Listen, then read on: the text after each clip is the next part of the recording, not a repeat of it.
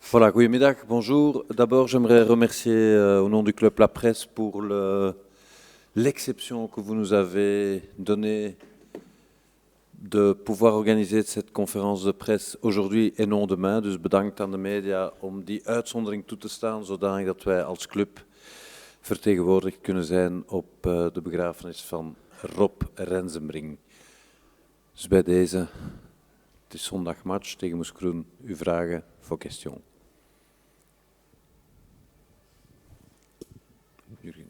Ja, Frank, zijn er geblesseerden? Roef onder meer, is daar al evolutie in de zaak? Maak je daar zorgen over? Want op stage lijkt dat niet zo erg. Hij heeft eventjes meegespeeld, maar sindsdien...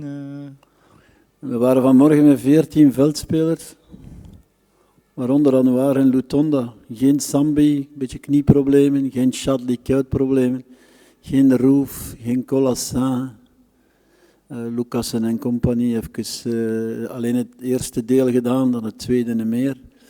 Amouzou ziek, Nasri ziek, en dan vergeet ik al de anderen. Allee, vergeet ik ze niet, maar noem ik ze niet op. De Gerkes, Verschaar en anderen. Dus voorlopig is het is nu donderdag. Wachten tot morgen, overmorgen, om te zien wat er allemaal kan en zal gebeuren. Dus zowel naar recuperatie van spelers toe, naar de stand van zaken. Sommigen zijn nog op doktersconsultatie, moeten nog een paar testen afleggen en moeten we zien morgen en overmorgen in hoeverre ze in aanmerking komen om te spelen. Dus voorlopig is het wat dat betreft heel vaag.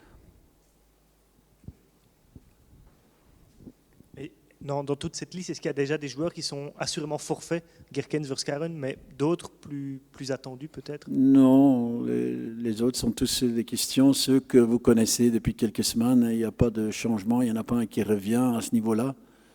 Donc les Nasri, Gerkens, Verscharen, Dimata, Najar, Books, tout ça c'est... J'en oublie probablement encore un ou deux. Et le reste, c'est à voir. Donc, ça, c'est pas. Anthony, il est. Ah, Anthony Aout, j'ai oublié. Il a une déchirure musculaire, donc il sera pas disponible pendant quelques semaines, quand même. Mais celui-là, j'avais oublié, mais il faudrait une liste.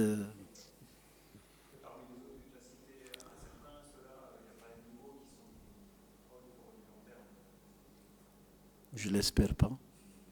Mais je n'ose pas me prononcer aujourd'hui, donc on verra. Chadli, dat blijkt weer een keer een probleem te zijn. Is dat een probleem van hem rust moeten geven en hem niet kunnen rust gunnen? Nee, het is gewoon...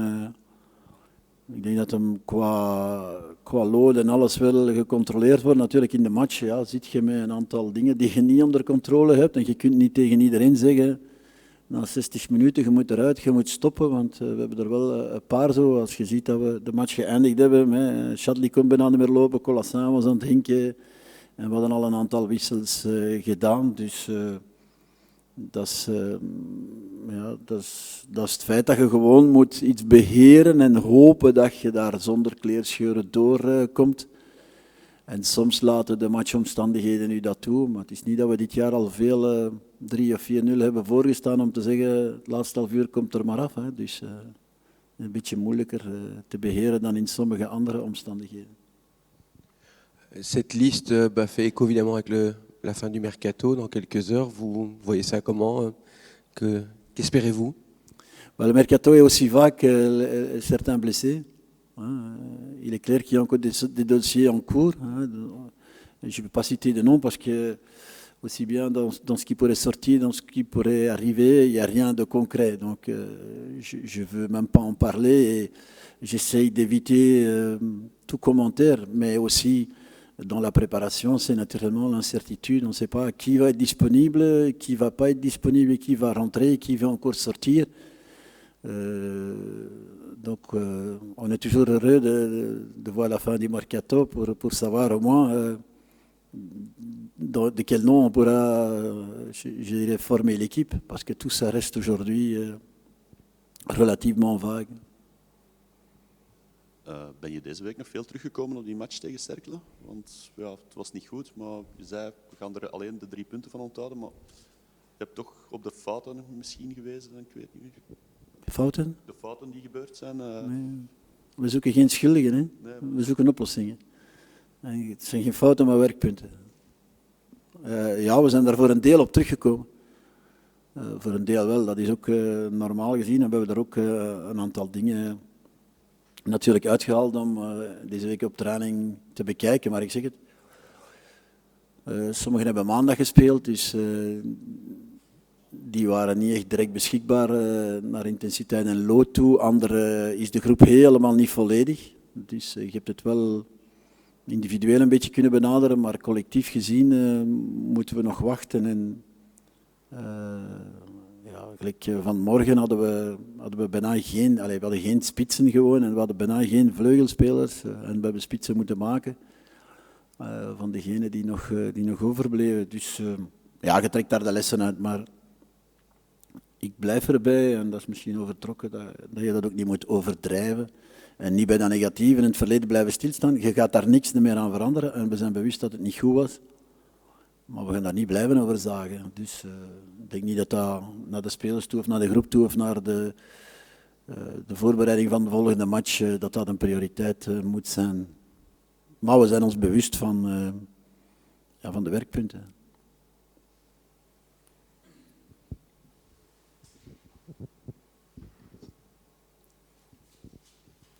Jullie spelen zondag met Rensenbrink op het truitje, de naam Rensenbrink. Een mooi eerbetoon, maar het moet ook wel een avenante prestatie zijn, denk ik, om Rensenbrink te eren. Ja, dat hopen we allemaal, hè. Maar er is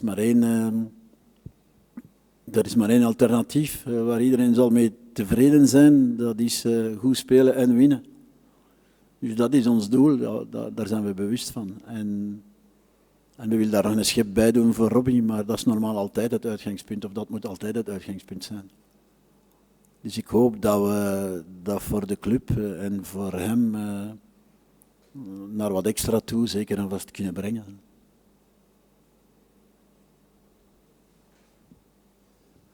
Francky, tu avais dit ne pas avoir de nouvelles, de traces d'Imata ces derniers temps, en tout cas jamais sur le terrain d'entraînement. Je pense qu'il a repris individuellement. Tu en sais plus maintenant? Non, je ne l'ai toujours pas vu. Mais on l'a vu pourtant, nous on l'a vu en image ou en photo. Donc, Où ça? Où ça? Sur Instagram. Oui, mais dans quel stade, dans quel... En RP. Ok, mais moi je ne l'ai pas encore vu. Tu n'étais pas là. Mais tu as eu des nouvelles quand même de son évolution. Tu l'attends pour quand? Je ne sais pas. Je dis pour moi, tous les jours on a une réunion avec le staff médical et la seule chose qui m'intéresse à ce niveau-là, c'est bien sûr la progression du joueur et le fait de savoir qu'il est en train de revenir et de faire sa révalidation. Mais ce qui m'intéresse moi, c'est de savoir quand est-ce qu'il peut recommencer avec le groupe. Et c'est là que je veux le voir sur le terrain pour dire tout le reste. Je ne sais pas, parce qu'aujourd'hui c'est comme ça, demain il fait quelque chose, c'est peut-être différent, et après-demain il y a encore quelque chose de prévu, et comme ça on sait plus ou moins son programme, mais je ne sais pas les réactions, et pour le moment je ne vois pas de court terme, et malheureusement je suis obligé de donner la priorité à ça. Bien sûr qu'on s'occupe de tout le reste et qu'on suit ça de près, mais pour moi un joueur qui est dispo, il doit être avec les groupes. Aussi longtemps qu'il n'est pas avec les groupes, je ne le vois pas.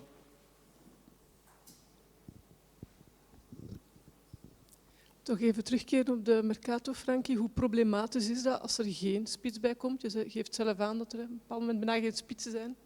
Ja, we gaan ook niet vooruitlopen op de feiten. Daar zijn een aantal dossiers gaande, dus hoe problematisch dat is, laat ons positief denken. En ik denk dat de club en de mensen die daarvoor aangesteld zijn hard bezig zijn om te werken aan een aantal dossiers en om die ook af te sluiten.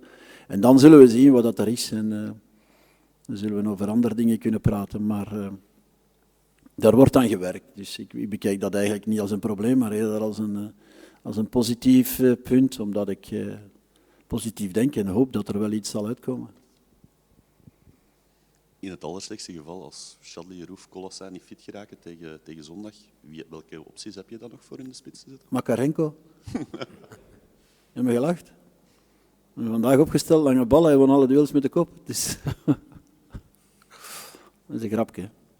Maar het is wel zo dat we op training hem daar gezet hebben. Ik zou het niet weten. Dus we gaan daar niet van uit. We hopen de eerste paar te recupereren. Coach, c'est Moucron dimanche. C'est un club qui ne gagne plus, qui a plus l'air très concerné par le championnat et en plus qui n'a plus d'entraîneur vraiment. Donc à quel point pour vous c'est important de ne pas avoir comme ça son entraîneur depuis des semaines et des semaines Je dis toujours que c'est très drôle. Une équipe doit être capable de jouer sans entraîneur. Naturellement, ce n'est pas très bien mon métier parce que ça veut dire que... Mais elle a besoin d'un entraîneur en semaine, elle a besoin d'un entraîneur pour préparer un match, pour donner les meetings, faire l'équipe et ce genre de choses-là. Mais elle doit être capable de jouer, de solutionner les choses aussi sans l'entraîneur. Il est vrai qu'après l'entraîneur, pendant le match, il a encore son coaching et ses changements et tout ça à faire. Mais je vais pas dire que pour ça, c'est pas une perte. Je crois que la présence d'un entraîneur est aussi nécessaire et naturellement obligatoire pour qu'une équipe atteigne le maximum de son rendement. Donc le fait qu'il ne soit pas là, ça n'est pas toujours une bonne chose, mais il y a aussi des assistants. Il y a aussi, normalement, tu dois être capable de former un staff qui peut gérer ce genre de situation, puisque ça peut arriver parfois. Donc pour moi, c'est plutôt un ensemble. Mais il est clair qu'il faut un entraîneur, qu'il faut quelqu'un. Mais cet entraîneur peut aussi être quelqu'un d'autre en attendant le retour de l'entraîneur principal. Et vous, dans votre analyse entre le cercle qui avait beaucoup d'objectifs et qui a toujours essayé de se maintenir et Moucron qui semble ne plus en avoir, comment on prépare ça différemment avec deux équipes qui semblent peut-être moins concernées l'une par rapport à l'autre? Pour moi, la préparation n'est pas différente parce que si c'est Cercle, si c'est Moucron ou si c'est Club de Bruges, pour moi, c'est la même préparation. On joue pour gagner, on joue pour préparer au mieux l'équipe. Il y a bien sûr des adaptations en fonction éventuellement, mais on a notre manière de jouer, on a nos principes et il y a quelques points et quelques virgules qui changent. Mais tout le reste, c'est la même chose. Donc,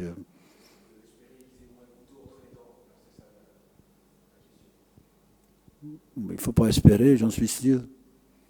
Mais il ne faut pas oublier certaines choses.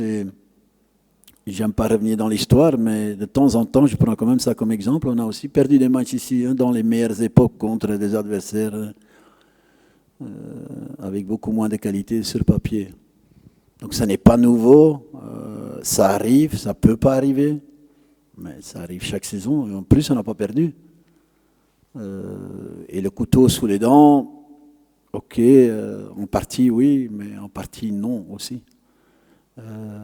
Donc quand on voit les chiffres, quand on voit les mètres, c'est pas toujours ça, mais il est clair qu'il manquait un peu d'agressivité ou de disponibilité, ça c'est clair.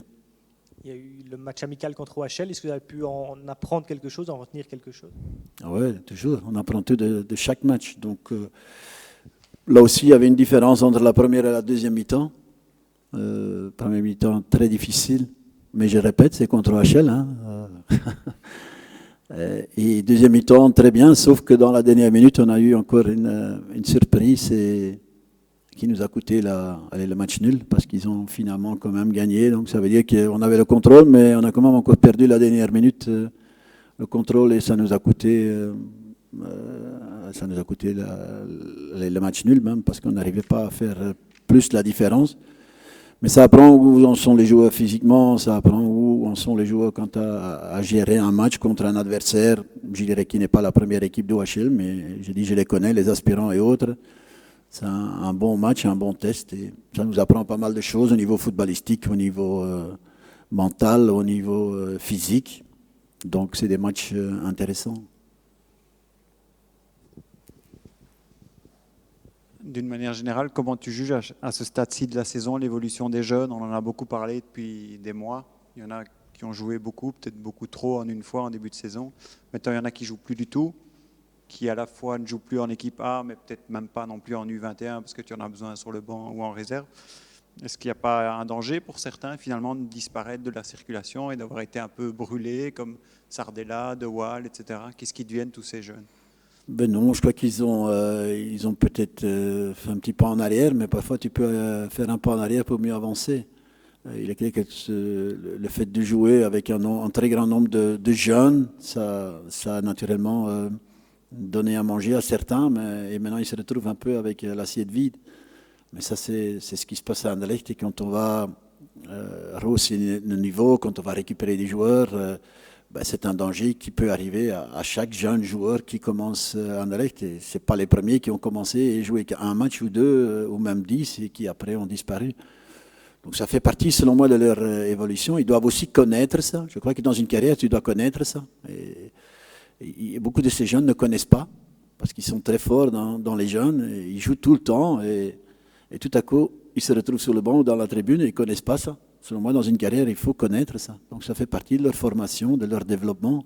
Et ils doivent aussi avoir une réponse à ça. Donc ce qui se passe avec ces garçons, oui, ça se peut qu'ils restent, ça se peut qu'ils redeviennent titulaires, ça se peut que certains s'en aillent. Je ne parle pas de maintenant, mais peut-être à terme. Mais ça, c'est la vie, et c'est une chose à laquelle eux doivent avoir une réponse et où on doit les aider à répondre. Mais ça fait partie d'une carrière. On est jeune, on rentre, on sort, on doit se battre et on ne doit pas abandonner.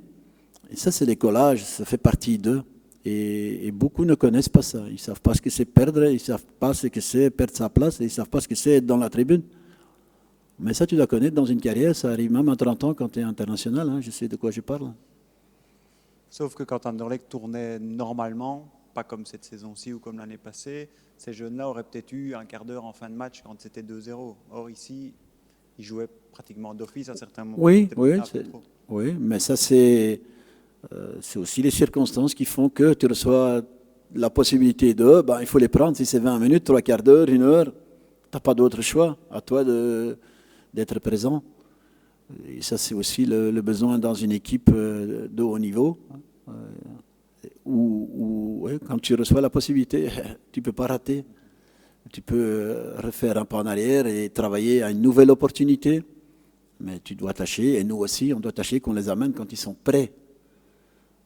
Et ça, c'est parfois un peu bousculé de par les circonstances.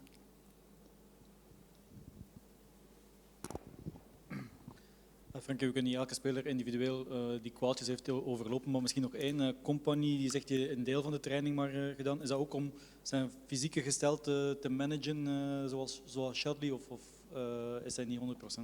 Nee, hij is eigenlijk 100%, maar ik zeg het, we moeten met hem nog controleren. Dus ik denk niet dat het een probleem is van fitheid. Het is gewoon een probleem dat we niet te ver gaan in een aantal dingen. En hij is de beste om zijn eigen lichaam te kennen. En ik denk dat dat belangrijk is. En bij sommige spelers die hebben nog veel training nodig, anderen iets minder. Meestal is dat ook leeftijdsgebonden, maar hij blijft bezig en hij blijft scherp. Dus dat is voor mij het belangrijkste. Of hij dan een oefening minder doet of een matchje minder speelt, dat is voor mij geen enkel probleem. Maar dat is geldig voor iedereen eigenlijk. Ook bijvoorbeeld voor Lucassen of soms voor Charlie of voor anderen. Dus het wordt meer en meer een individuele begeleiding. En af en toe, ik zeg wel af en toe is iets missen. Dat is op zichzelf geen probleem, alleen mag het niet te veel gebeuren natuurlijk. Nog vragen? Plus de questions. Merci beaucoup à dimanche. Merci. Tot zondag.